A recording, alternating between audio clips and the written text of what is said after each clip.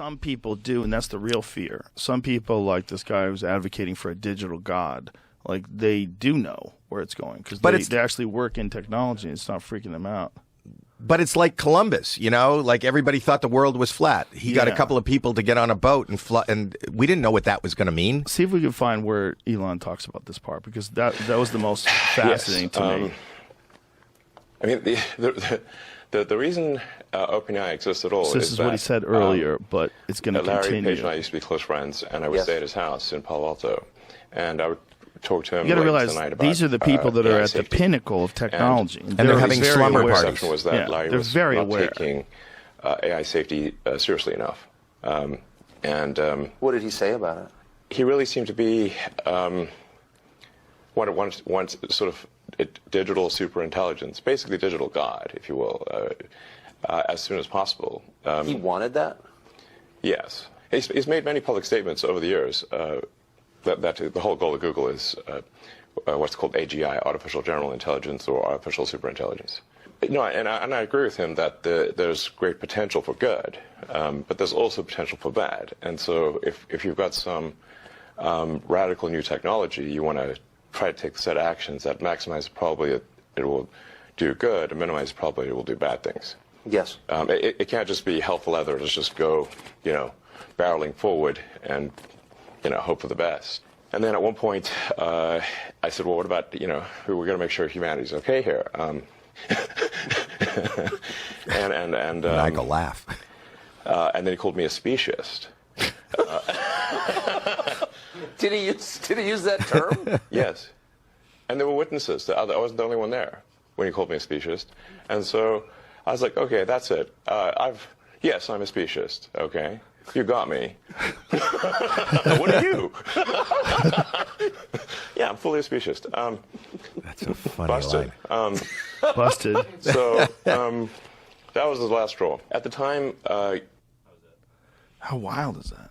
It is wild. But these are the people that are in control of this thing. And I think there's also this race that's going on. There's all these different companies around the world that are trying to develop artificial general intelligence first. Because I think having it first, if you have a digital god first, you have a massive advantage over everyone and everything. Right. Yeah, I mean, if you think that tech companies have a lot of power now, imagine if tech companies unleash a digital god. I mean, they literally might be the very seeds that create a god. I really believe that now the digital universe is probably the most sought after god. Most people probably spend more time advocating for whatever they're seeing online anywhere than they do for their church or their that I think that already exists. People like Elon see that, and there should be a race for it. I don't see it as, everything can have a really dark, bad side, and we can't control it.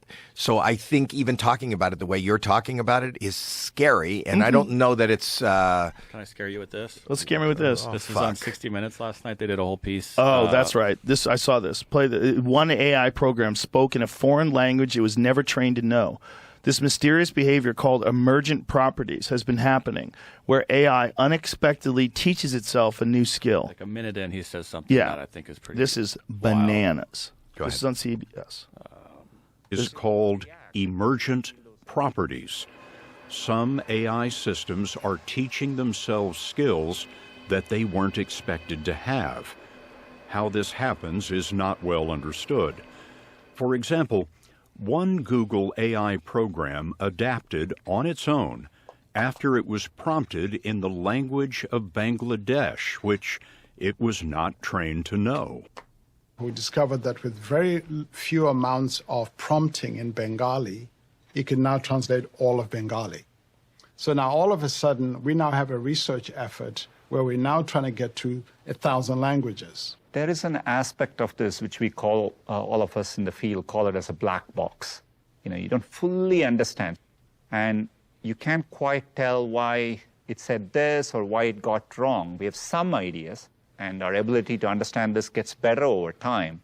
But that's where the state of the art is. You don't fully understand how it works, and yet you've turned it loose on society?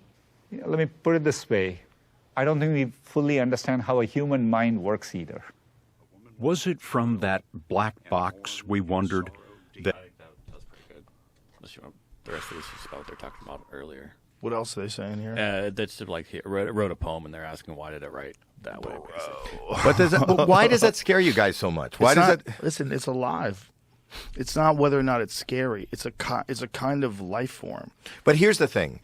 I am really fearful of humanity. I'm really afraid of us. Let's hope that's not afraid of us too. And decides to get rid of us.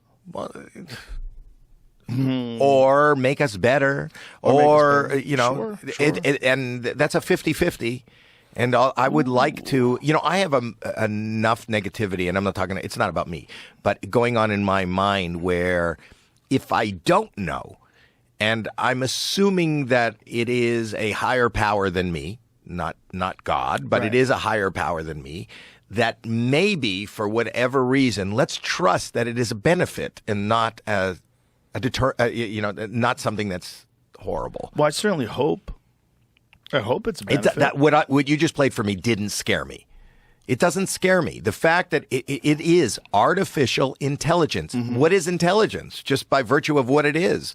So it's learning things that we can't explain. It's intelligence. That's what intelligence is. I think we're using this word in a weird way, the word scared.